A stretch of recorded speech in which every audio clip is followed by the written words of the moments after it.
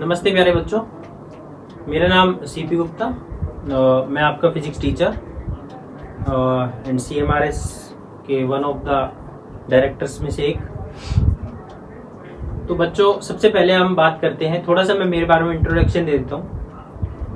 हाँ, मुझे लगभग 12 ईयर्स हो गए फिजिक्स पढ़ाते हुए और IIT और नीट की क्लासेस भी लेते हुए as well as board exams के लिए भी प्रिपेयर करवाते हैं हम लोग। तो फिजिक्स बेसिकली क्या है, यहीं से बात हम स्टार्ट करते हैं।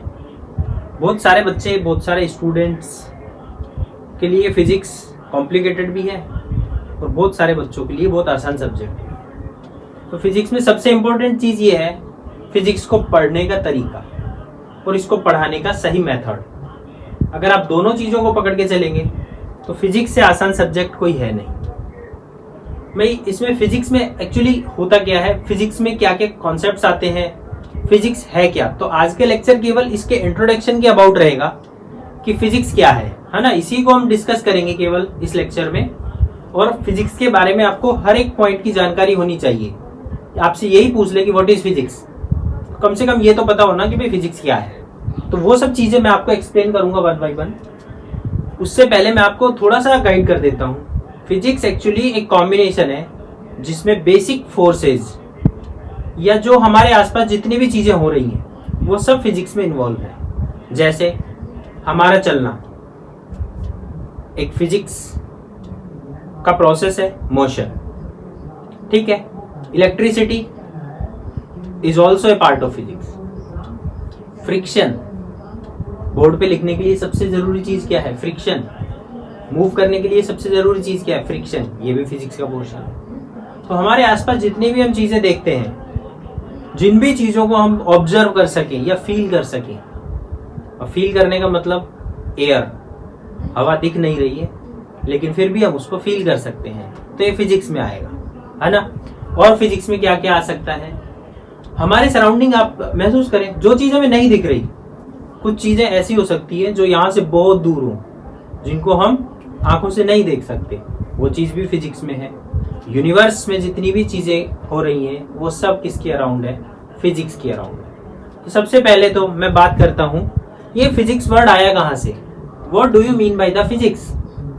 तो एक्चुअली मैं बताता हूँ, physics word come from Greek. ये ग्रीक से आया वर्ड है, ग्रीक लैंग्वेज से एक वर्ड आया था फिजिक्स। तो आप अगर NCERT में जाके इसको पढ़ेंगे तो आपको मिल जाएगा, या कोई भी बुक पढ़ेंगे तो उसमें सबसे पहले आप सर्च करेंगे फिजिक्स क्या है, व्हाट इज फिजिक्स। तो फिजिक्स एक वर्ड जो कि कहां से आया, ग्रीक से, और इसका मतलब होता है nature. Physics word come from the Greek and it's meaning is nature. Nature, हमारे आसपास जो भी सराउंडिंग में है वो सब नेचर में है। हमारे आसपास जितनी भी चीजें हो रही हैं वो सब नेचुरल है। तो फिजिक्स नेचर। अभी फिजिक्स में फिजिक्स को डिफाइन कैसे करें, नेचर से तो कोई डेफिनेशन बन नहीं रही है। तो फिजिक्स के बारे में एक सिंपल डेफिनेशन दे सकते हैं कि the study about the natural forces, यानी कि नेचर में जो फोर्सेज हैं उनकी जो स्टडी है, उसका मतलब हम फिजिक्स से लेंगे। तो क्या कह सकते हैं, the study about the natural forces is known as physics. तो कोई पूछ ले व्हाट इज फिजिक्स, तो study about the natural forces या study about the force matter present in nature, इन सब के बारे में जो हम स्टडी करेंगे वो फिजिक्स में आएगा। और फिजिक्स बहुत वास्ट सब्जेक्ट है। वैसे तो सभी सब्जेक्ट वास्ट है, लेकिन हाँ, फिजिक्स बहुत सारी चीजों में बहुत ज्यादा वास्ट। कहाँ है देखो, मून, मार्स, जितने भी मिशन हुए इन सब में कहीं ना कहीं फिजिक्स का बहुत बड़ा इन्वॉल्वमेंट है, बहुत बड़ा रोल है। अब बात आती है अपने कि फिजिक्स को हम कितने पार्ट्स में क्लासिफाई किया गया, हाउ मेनी पार्ट्स। तो सबसे पॉइंट नंबर देखो, फर्स्ट था फिजिक्स क्या है, फिजिक्स का वर्ड कहां से आया। सेकंड हमने बात करी व्हाट इज फिजिक्स, तो study about the natural forces is known as physics. अब पॉइंट आता है थर्ड, भैया क्लासिफिकेशन क्या होगा फिजिक्स का, फिजिक्स को कितने पार्ट्स में डिवाइड किया गया। तो physics is divided basically in 4 parts. कौन कौन से पार्ट्स? सबसे पहला मैकेनिक्स।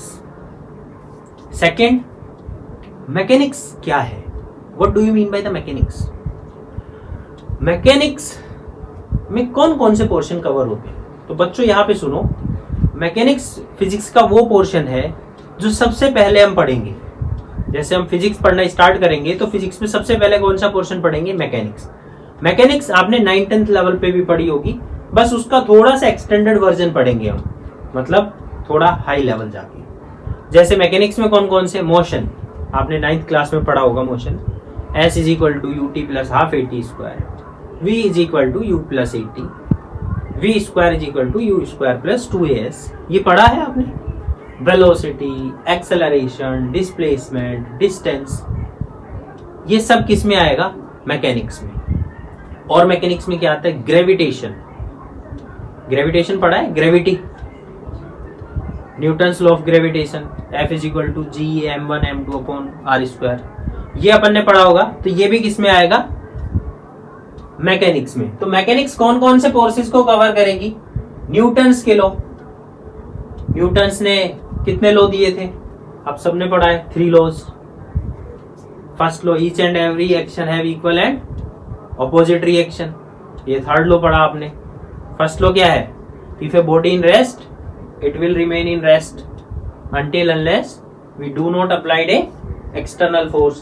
तो न्यूटन के 3 लॉज पढ़े, वो 3 लॉज कौन से पोर्शन में आते हैं फिजिक्स के? मैकेनिक्स में। ग्रेविटेशन, अर्थ के अराउंड जितनी भी एक्टिविटीज हो रही हैं वो भी मैकेनिक्स का पोर्शन है। और मोशन, मोशन कितने टाइप्स का हो सकता है? मोशन हो सकता है 1D, देखो मैं मोशन के टाइप भी बता सकता हूँ, 1 dimension, 2 dimension, 3 dimension. 1D motion बिल्कुल स्ट्रेट लाइन चले, ये 1D मोशन है। 2D मोशन इस तरीके का जिसमें 2 डायमेंशंस हो। और 3D मोशन, कोई मच्छर या कोई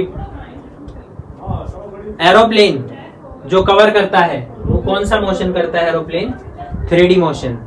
तो ये सब मोशन के टाइप्स होंगे जो कि हम कौन से पोर्शन में डिस्कस करेंगे? मैकेनिक्स में। इसका सेकंड पार्ट मैकेनिक्स, ये 11th क्लास में आएगा। 11th क्लास में जो पोर्शन आएगा वो बेसिकली कहां से होगा? 90% मैकेनिक्स होगा, ठीक है। सेकंड आता है इलेक्ट्रोडायनामिक्स। इलेक्ट्रो मींस चार्ज से रिलेटेड, इलेक्ट्रिसिटी से रिलेटेड, नाम से पकड़िएगा। Electrodynamics, electro means something is related with electron, proton, charge. तो चार्ज से क्या क्या जनरेट होता है? सबसे पहले इसमें इलेक्ट्रोडायनामिक्स में हम चार्ज को डिस्कस करेंगे कि भाई what is charge, how many types of charge, charge की क्या क्या प्रॉपर्टीज हैं, चार्ज क्या क्या कवर कर सकता है, चार्ज से क्या क्या चीजें प्रोड्यूस हो सकती हैं। जैसे चार्ज से क्या प्रोड्यूस हो सकता है? इलेक्ट्रिसिटी, करंट, तो चार्ज की प्रॉपर्टी है।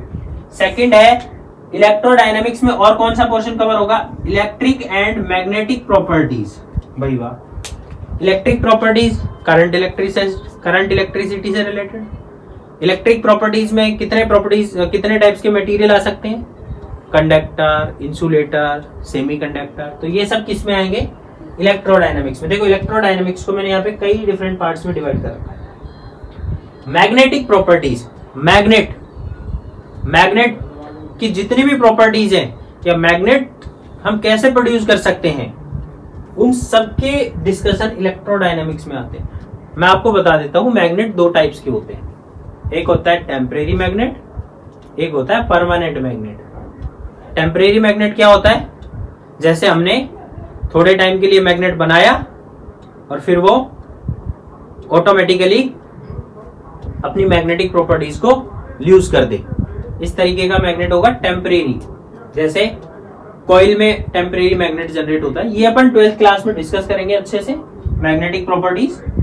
नेक्स्ट कूलाम्स लॉ, कूलाम्स के बारे में पढ़ा होगा आपने, यूनिट ऑफ चार्ज जिसने डिफाइन की, कूलाम के बारे में पढ़ेंगे। एम्पियर एक साइंटिस्ट, करंट की यूनिट एम्पियर। फेराडे ने सबसे पहले बताया था कि मैग्नेट से हम करंट इलेक्ट्रिसिटी कैसे प्रोड्यूस करें। तो जो बेसिकली मैं आपको बता रहा हूं ना, सबसे इंपॉर्टेंट पॉइंट बता के गया इलेक्ट्रिसिटी को प्रोड्यूस करने के लिए, वो फैराडे ही था। यानी जितनी भी आज जो हम चकाचौंध अपने आसपास देख रहे हैं, लाइटें जलती हुई, वो सब किसकी बदौलत? फैराडे की बदौलत। फैराडे से रिलेटेड एक मुझे एक किस्सा भी मुझे याद आया कि जब फैराडे एक्सपेरिमेंट कर रहे थे तो बहुत सारे लोग इन पे हंसते थे कि यार पागल हो गया ये। फैराडे ने कहा था कि जो मैं चीज़ डेवलप करके जा रहा हूँ, आने वाली दुनिया इसको समझेगी और ये याद रखेगी कि फैराडे ने हमें क्या दिया। तो फैराडे बहुत ही ब्रिलियंट साइंटिस्ट थे और पैसे से ये बहुत ही गरीब परिवार से भी थे, तो बहुत ज़्यादा पैसा इनके पास नहीं था।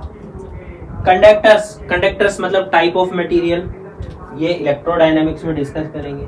सर्किट, इलेक्ट्रिक सर्किट, जितने भी इलेक्ट्रिक सर्किट हैं या मोबाइल के सर्किट या सिग्नल्स, कम्युनिकेशन के लिए वाईफाई, ये सब भी इलेक्ट्रोडायनामिक्स का ही पोर्शन है।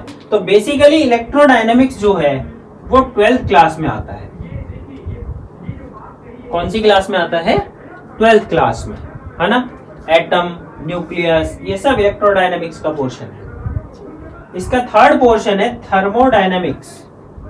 फिजिक्स का क्लासिफिकेशन कर रहे हैं तो फर्स्ट तो हो गया मैकेनिक्स, सेकंड हो गया इलेक्ट्रोडायनामिक्स। इलेक्ट्रोडायनामिक्स के देखो कितने सारे ब्रांचेस बन गए, 1 2 3 4 5 6 7 8 और एक्सेट्रा, और भी बहुत सारे अपन बना सकते हैं। लास्ट थर्ड है थर्मोडायनामिक्स। भाई थर्मोडायनामिक्स, थर्मो मतलब टेम्परेचर से रिलेटेड, थर्मल प्रॉपर्टीज से रिलेटेड, है ना। तो थर्मोडायनामिक्स में क्या क्या आ सकता है? आप सोचेंगे सर थर्मोडायनामिक्स में क्या क्या टॉपिक्स डिस्कस हो सकते हैं। थर्मोडायनामिक्स अपने आप में बड़ा इंटरेस्टिंग सब्जेक्ट है। सबसे पहले तो हमारी बॉडी का टेम्परेचर, अगर ये थोड़ा ज्यादा हो जाए तो वायरल हो जाएगा और थोड़ा कम हो जाए तो हाइपोथर्मिया हो जाएगा। अब हाइपोथर्मिया क्या होता है? जिसमें बॉडी का टेम्परेचर थोड़ा कम हो जाता है तो आदमी ठंडी जगह पे होता है जनरली, ऐसा नहीं है अपने यहाँ पे हाइपोथर्मिया होगा। टेम्परेचर डाउन हो जाता है उसके बाद आदमी मर जाता है। तो थर्मोडायनेमिक्स बेसिकली थर्मल प्रॉपर्टीज पढ़ेंगे यहाँ पे। अब थर्मल प्रॉपर्टीज क्या क्या हो सकती हैं, जैसे इसके मैं कुछ एग्जांपल्स बताता हूँ। थर्मल डायनेमिक्स में सबसे पहले heat. What is heat? Heat is a type of energy.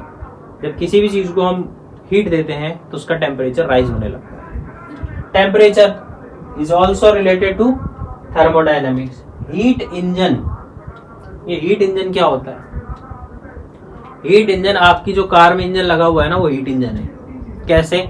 इसमें पेट्रोल डालते हैं और पेट्रोल को बर्न करके हीट प्रोड्यूस करता है और उस हीट से कार चलती है। तो हीट इंजन इस पेट्रोल इंजन या डीजल इंजन का टाइप है। ये किस में पढ़ेंगे हम? थर्मोडायनेमिक्स में। और फोर्थ है रेफ्रिजरेटर। रेफ्रिजरेटर घर में फ्रिज, कोई भी आप उसमें गर्म चीज रखेंगे, धीरे धीरे उससे हीट वो निकालेगा फ्रिज और उसको ठंडा कर देगा। तो ये भी थर्मोडायनेमिक्स में है। और थर्मोडायनेमिक्स में क्या हो सकता है? थर्मोडायनेमिक्स में इसके अलावा क्या हो सकता है? हम थर्मोडायनेमिक्स में ये भी हम डिस्कस करते हैं कि भाई एक आइस है, इस आइस को वाटर में कन्वर्ट करना है तो कितनी हीट देनी चाहिए, वेपर में कन्वर्ट करना है वाटर को तो कितना हीट देना चाहिए, वेपर से अपने को वाटर बनाना है तो अपने को कितना हीट उससे निकालना है। अपने को थर्मोडायनेमिक्स जैसे एक पानी गर्म है एक पानी ठंडा है, दोनों को मिक्स करेंगे तो मिक्सचर का टेम्परेचर क्या होगा, है ना। ये सब चीजें किस में आएंगी? थर्मोडायनेमिक्स में। और थर्मोडायनेमिक्स में क्या आता है? ये मान लो आयरन की रोड है, इसको हम गर्म करेंगे तो इसकी लेंथ कितनी इंक्रीज होगी, क्योंकि किसी भी ऑब्जेक्ट को जब गर्म करते हैं तो उसका लेंथ इंक्रीज हो जाता है। ये किस में आएगा? थर्मोडायनेमिक्स में। अब इसका यूज कहाँ आएगा? रेल पे पटरियां देखी होंगी तो दो पटरियों के बीच हमेशा गैप छोड़ दिया जाता है। क्यों छोड़ देते हैं? क्योंकि जब गर्मियों के दिन होता है तो इनकी लेंथ इंक्रीज हो जाएगी, तो लेंथ इंक्रीज हो जाएगी तो गैप होने की वजह से ये एडजस्ट हो जाएगा। अगर गैप नहीं होगा ना तो पटरियां एक दूसरे को क्रॉस कर जाएंगी। ये थर्मोडायनेमिक्स का कमाल है। तो थर्मोडायनेमिक्स अपने आप में बहुत इंटरेस्टिंग टॉपिक है और ये अपना आएगा क्लास 11th में। ठीक है, तो 11th क्लास में मैकेनिक्स आएगा और एक थर्मोडायनेमिक्स आएगा। अब एक पोर्शन अपना यहाँ पे बच रहा है, फोर्थ पोर्शन है ऑप्टिक्स।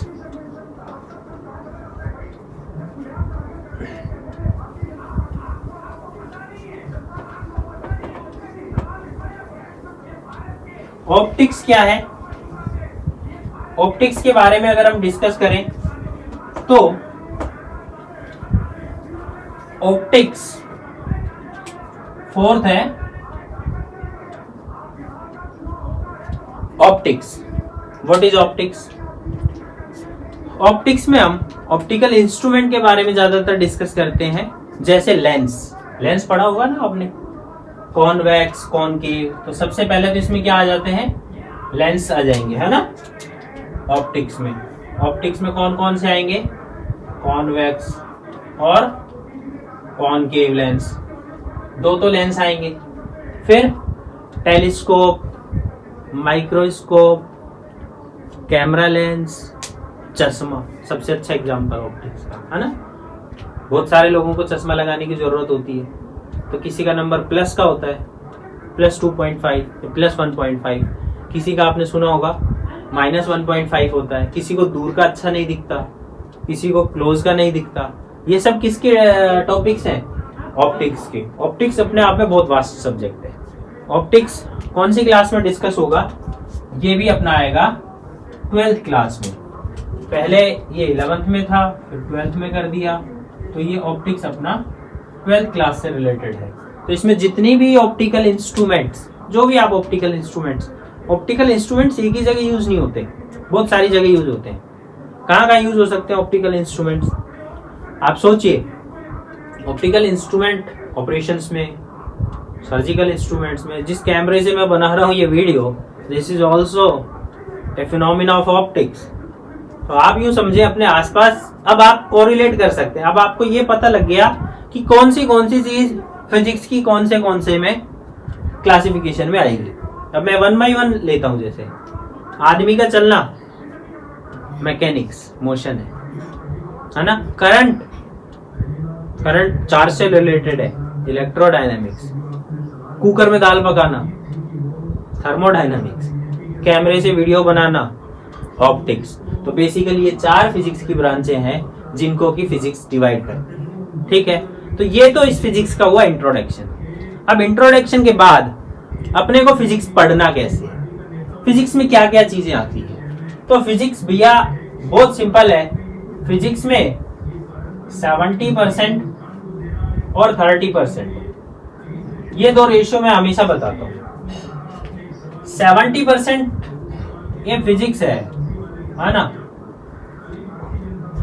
70% इसमें चाहिए कॉमन सेंस, मतलब अपने आसपास की चीजों को बहुत अच्छे से ऑब्जर्व कर सको।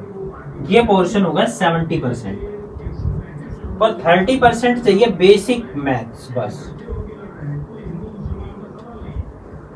अब बेसिक मैथ्स कौन सी है? बहुत सिंपल मैथमेटिक्स। इन दोनों को मिक्स कर देंगे तो अपनी फिजिक्स बन जाएगी। 70% कॉमन सेंस, ये छोटी छोटी साइंस की चीजें आपको आनी चाहिए, और 30% बेसिक मैथमेटिक्स अगर आता है तो फिजिक्स आपको बहुत इजी होगी। अब फिजिक्स पढ़ने में और पढ़ाने का तरीका इंपॉर्टेंट है। तो फिजिक्स पढ़ने के लिए सबसे पहले अपन पहले 30% से स्टार्ट करेंगे, और फर्स्ट 30% से हम क्या पढ़ेंगे? सबसे पहले बेसिक मैथ्स। क्या डिस्कस करेंगे? बेसिक मैथ्स को डिस्कस करेंगे। अब बहुत सारे टीचर, अलग अलग लोग अलग अलग तरीके से फिजिक्स पढ़ाते हैं, तो मैं सबकी बात नहीं कर रहा। मैं ये बता देता हूँ कि लगभग बेसिक मैथमेटिक्स 10 से 15 लेक्चर्स लग जाते हैं। अब बेसिक मैथमेटिक्स क्यों पढ़ते हैं, क्यों इसको पढ़ाया जाता है? एक्चुअली बेसिक मैथमेटिक्स में वही होता है जो आपने 9th और 10th क्लास की मैथमेटिक्स में पढ़ा है, पर मुझे लगता है कि उसको थोड़ा सा मैं दूसरे तरीके से बताऊंगा ताकि आपको फॉर्मूलाज याद हो जाएं। सेकंड चीज, बेसिक मैथमेटिक्स में कौन कौन से टॉपिक्स आएंगे। तो आपने 9th 10th में छोटी छोटी चीजें पढ़ी है, उनको एक बार रिवाइज करवाएंगे, प्लस कुछ एड ऑन करके उसमें कुछ और नई चीजें बताऊंगा। क्योंकि जिसका बेसिक मैथमेटिक्स बहुत अच्छा है उसका फिजिक्स बहुत अच्छा है। फिजिक्स के लिए बेसिक मैथमेटिक्स बहुत अच्छा होना सबसे पहली प्रायोरिटी है। तो बहुत सारा बच्चा क्या करता है, सर बेसिक मैथमेटिक्स ही तो पढ़ा रहे हैं, कोई दिक्कत नहीं है, बेसिक मैथमेटिक्स फिजिक्स की जान है। अगर फिजिक्स सीखना है तो बेसिक मैथ्स आना बहुत जरूरी है। अभी बेसिक मैथमेटिक्स में कौन कौन से टॉपिक्स आते हैं? Trigonometry, graph, area, integration, differentiation, log, maxima minima, vector, binomial, है ना। अब बहुत सारे नाम तो आपने सुने भी नहीं होंगे, ठीक है। प्रीफिक्स, सफिक्स, क्या कैसे कैसे हम यूज करते हैं, उन सबको अगर टोटलिंग कर दें तो वो बन जाएगा बेसिक मैथमेटिक्स, ठीक है। तो बेसिक मैथमेटिक्स के लगभग 10 to 12 टॉपिक्स हैं, जिनको मैं हर रोज आपको एक टॉपिक डिस्कस करवाऊंगा। टिग्नोमेट्री हो सकता है 2 से 3 दिन उसमें लग जाए, क्यों? क्योंकि टिग्नोमेट्री थोड़ा बड़ा टॉपिक है। दूसरी बात, टिग्नोमेट्री मैथ्स वाले स्टूडेंट तो मैथ्स की क्लास में पढ़ लेते हैं, लेकिन बायोलॉजी वाले स्टूडेंट्स नहीं पढ़ पाते। तो टिग्नोमेट्री मुझे इसलिए पढ़ाना पड़ता है ताकि बायो वाला स्टूडेंट भी उसको पढ़ सके। मैथ्स वाला तो बेचारा मैथ्स की क्लास में पढ़ ले रहा है, लेकिन बायोलॉजी वाला स्टूडेंट पीछे छूट जाता है, तो इसलिए हमको टिग्नोमेट्री रिवाइज करवाना पड़ेगा। तो मैथ्स के बच्चों का भी ये लगता होगा कि सर मुझे ये आता है, ये पॉसिबिलिटीज होती है ना। तो मैथ्स वाले सर कई बार डिस्कस करवा देते हैं, लेकिन टिग्नोमेट्री के अलावा बाकी चीजें मैथमेटिक्स में जो मैथ्स में स्टूडेंट है वो तो आगे पढ़ लेंगे, जो बायो में स्टूडेंट्स होंगे उनको भी, और मैथ्स के स्टूडेंट है उनको भी बेसिक मैथ्स बहुत अच्छी आसानी से। यूं समझिए कि फिजिक्स की जान है ये, और जिसको बेसिक आता है ना फिजिक्स, उसको कोई प्रॉब्लम क्रिएट नहीं करती। एक और पॉइंट मैं बताऊंगा, देखो सबसे इंपॉर्टेंट बात ये होती है हर लेक्चर को अच्छे से सुनना, उसको नोट करना नोटबुक में, है ना। मैं बोर्ड पे जो पॉइंट्स बता रहा हूँ, जैसे ये पॉइंट नोट नहीं करना, बाकी पिछले जो भी क्लासिफिकेशन बताए वो सब नोट करने आपको। सबसे इम्पोर्टेंट पॉइंट ये होता है, फिजिक्स बहुत सारा अपने आप में बहुत, इस सब्जेक्ट का बहुत अच्छा वेटेज है। अगर आप PCM ले रहे हैं, फिजिक्स केमिस्ट्री मैथ्स, या PCB ले रहे हैं, फिजिक्स केमिस्ट्री एंड बायोलॉजी, तो फिजिक्स का अपना एक इम्पॉर्टेंट रोल है, और फिजिक्स आसान है, ये बात आप माने। बहुत सारे स्टूडेंट्स आपके जो पढ़े हुए होंगे आसपास में, वो ये बोलते हैं कि फिजिक्स एक डिफिकल्ट सब्जेक्ट होगा, पर मुझे नहीं लगता ऐसा है। बस इसको सही टेक्निक से अगर पढ़ाया जाए तो आसान से आसान, या यूं समझिए कि कमजोर से कमजोर बच्चा भी फिजिक्स को समझ सकता है। इससे आसान सब्जेक्ट ही नहीं है, सही बोलूं तो मुझे तो बहुत अच्छा लगता है सब्जेक्ट। और इस सब्जेक्ट से आप जुड़ के पढ़ें। इस सब्जेक्ट को जब आप पढ़ रहे हैं तो अपने आसपास की जितनी भी चीजें उनको फील करें कि ऐसा हमारे साथ होता है। ये जर्नल लाइफ से जुड़ा हुआ सब्जेक्ट है। कैसे जुड़ा हुआ है आप बिल्कुल इस तरीके से समझ सकते हैं। कोई ऑब्जेक्ट जा रहा है, एक कार चल रही है, एक कार के पीछे दूसरी कार चल रही है, अब वो किस स्पीड से चलेगी पीछे वाली कार अगले वाली कार को पकड़ ले, तो फिजिक्स है ना। ये ऑब्जेक्ट है, इसको हमने गिराया, कितने टाइम में नीचे गिर जाएगा, ये जमीन पे टकरा जाएगा, ये फिजिक्स है। जब ये टकराएगा तो किस स्पीड से जमीन पे टकराएगा, ये फिजिक्स है। हाँ, हम एक ऑब्जेक्ट को 50 मीटर पर सेकंड से ऊपर थ्रो करते हैं, वो ऑब्जेक्ट कितनी हाइट पे जाएगा, कितनी मैक्सिमम हाइट गेन कर लेगा, ये फिजिक्स है। तो हमारे सराउंडिंग बहुत सारी एक्टिविटीज फिजिक्स से रिलेटेड है। नेक्स्ट लेक्चर में, आज का लेक्चर मैंने बेसिकली इसी के लिए बताया था आपको कि फिजिक्स क्या होता है। नेक्स्ट लेक्चर में मैं बेसिक मैथमेटिक्स से स्टार्ट करूंगा। बेसिक मैथमेटिक्स में कौन कौन से पोर्शंस डिस्कस करवाएंगे, हर एक लेक्चर को इम्पोर्टेंट लेक्चर होगा। वीडियो के एंड में मैं हर बार आपको 10 क्वेश्चंस दूंगा, उन क्वेश्चंस को आपको प्रैक्टिस करना है घर पे, और वीडियो एंड तक देखें, क्योंकि कभी कभी ये होता है कि कोई चीज हम एंड में डिक्टेट करते हैं तो कई बार क्या होता है बच्चे को कि बीच में ब्रेक आ जाता है। ब्रेक नहीं दे, एक बार अगर देख रहे हैं तो उसको पूरा एंड तक जरूर देखें। Thank you. नेक्स्ट लेक्चर आपको नेक्स्ट वीडियो में बताऊंगा। Thank you very much.